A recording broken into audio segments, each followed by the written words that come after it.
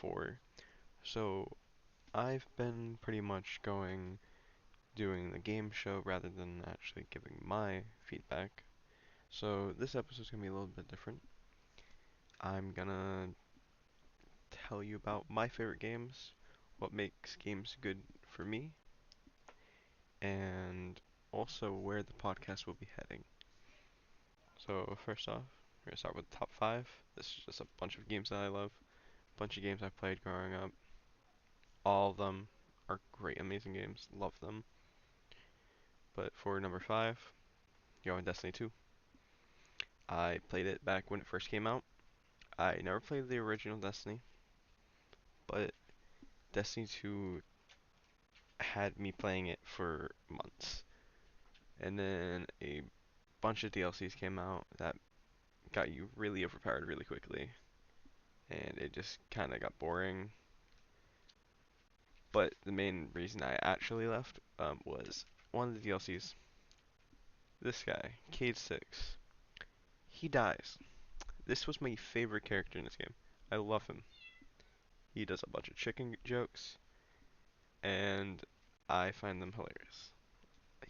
I've played, there's 3 classes, Warlock, Hunter, and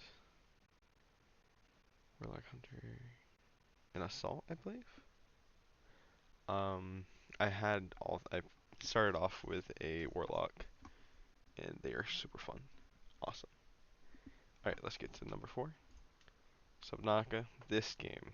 Now, I've beaten it multiple times, I've played it multiple times, and there is a decent amount of replayability in it. But at the same time, not everything's the exact same, but there's just so much to do in it that you will not get to it your first few runs. Um, I actually originally found out about this game because of Jacksepticeye back when he played the beta, and oh my god, it's awesome.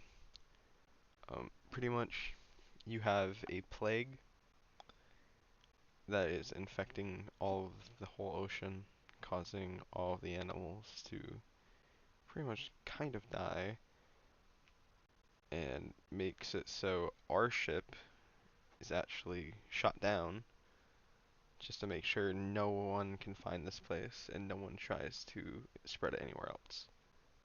At least that's what the alien building is for, I believe. This is the great, this is the Sea Emperor, not the Great Sea Emperor, I don't know why I was gonna say that. Um, they are massive. They are huge, and they are very far down, as you can see by this indicator here, 1600 meters down, and it takes a long time to get there. But this is the main objective. You're gonna go and pretty much save her eggs, hatch them, and the enzymes that they produce while from being hatched and growing up actually fight the entire infection. That's why she's locked up in this cage.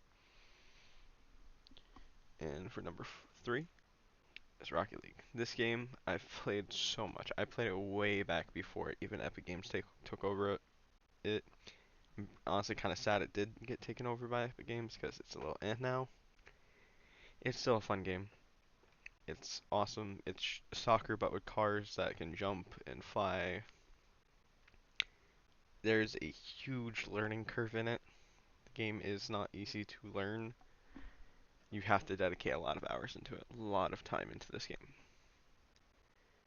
And I got max level back when it was not owned by Epic Games, and it was awesome.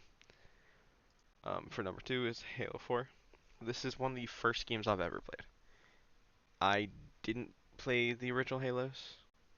I have now, but before that I hadn't. And this is just,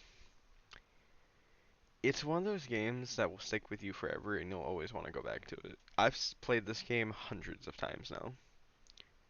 I haven't played in a while, but I should. I really should. This is one of my favorite missions or scenes from one of my favorite missions. There's a giant ship that gets shot down, and pretty much you're stuck trying to survive in a little jungle using thermal vision and trying to find out what happened to the ship and to get off the planet. And for my number one favorite game, Call of Duty MW2 original. I love all of the Call of Duty series, at least up until the new Modern Warfare 3. But they're kind of again, their campaigns, they are really good. The campaigns are getting good, but the multiplayer kind of just ruins it for me. But still, MW2 campaign is one of the best I've ever played, and I've played every single COD. I love the COD series. So this is one of the last missions, I believe. If I can remember correctly, it's been a while since I played this game. Um, Pretty sure this is one of the last missions, and it's a difficult mission because they have riot shields, shotguns, grenades, and smoke grenades are all getting thrown out, and you're all in this confined little tiny room. And it's just not the easiest to survive and get past the prison, because this is like a whole Russian gulag prison thing. And so I don't have a slide for where I want this podcast to go, but I would like to make it a little harder since no one has actually lost yet. So I'm gonna change the hints from 3 to 2, try to make them a little more vague than before, and I'm also going to try and maybe limit the amount of hints I give, because I kind of do should suggestive hints as I'm going, and I shouldn't really do that if I want them to not win. I do want to at least have someone lose one. Can't have everyone going around going to episode 8, because that's just gonna be hard to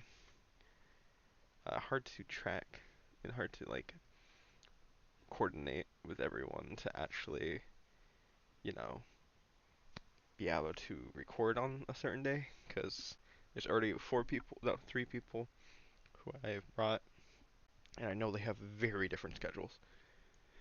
The next 3 people, no, yeah, no, 3 people. There's gonna be 3 more people, and then episode 8, which is gonna be everyone. Um, Hopefully everything goes well, and maybe we thin out how many people are going into the last round. And I also didn't say about stuff with me. For me, games really need replayability, or they need to at least have that, like, it really needs something that can draw you in, and it needs to be just memorable. You need to have fun with it, obviously, but if you can get captivated and play, like, really immerse yourself in that game, those are games I love. Like MW2, when I'm playing it, I'm just going. I don't think about anything else. I'm just going as if I was actually playing the mission, and I love it. It's back from 2009. It is a decently old game now, but it's still very good, and I recommend it for anyone. Have a good day, everyone. Thank you for watching.